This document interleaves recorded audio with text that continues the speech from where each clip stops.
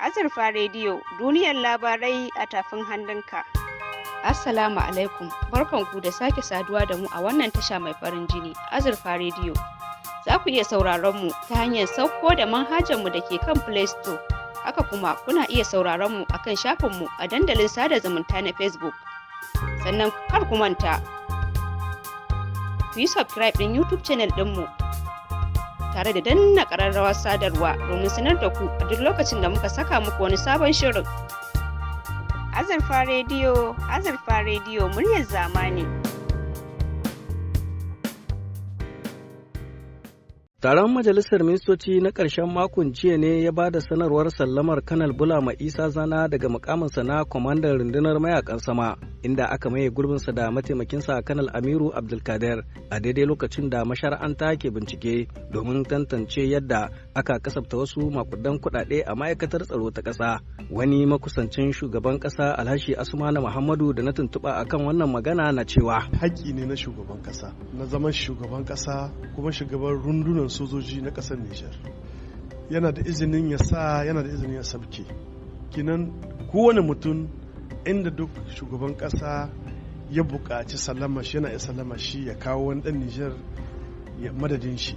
Don ko ba matsala ba ne, mutane ba za ka hana cece kuce ba da faɗin ra'ayinsu lokaci ne muke na demokuraɗiyya.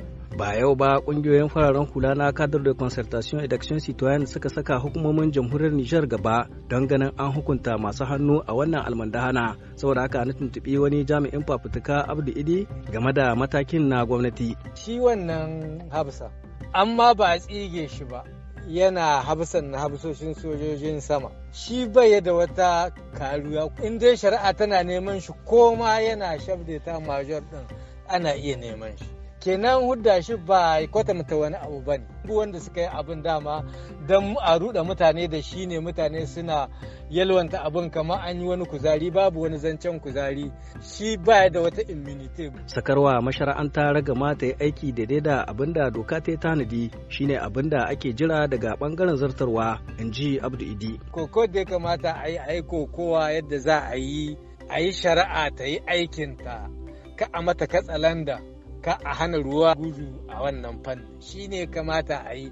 Kenan abin da ya kamata a yi kokowa wanda suke da immunitan ko wani galihu wajen shari'a a ɗaga musu kariyar. To sai dai Asmana Muhammadu da ke kare manufofin gwamnatin ta PNDS na ƙara jaddada wa 'yan ƙasa aniyar da shugaban ƙasa ya sa gaba akan batun yaƙi da mahandama. Abin da ke so ga mutane su sa ido, su yi kallo, dosiye yana hannun alƙali. Don ku alkali shi ne adda izinin kira ko rashin kira. Yanzu zancen ya hito hannun shugaban kasa, yana hannun alkali. To mi dalilin na ce cece kuce. Cece kuce a game da kudaden makamai wani abu ne da ya samo asali bayan da shugaba Isuhu ya umarci sabon ministan tsaro Profesa Isu Katambe ya kaddamar da bincike domin tantance ainihin matsalolin da ke tarnaki wa yakin da Nijar ke gwabzawa da 'yan ta'adda.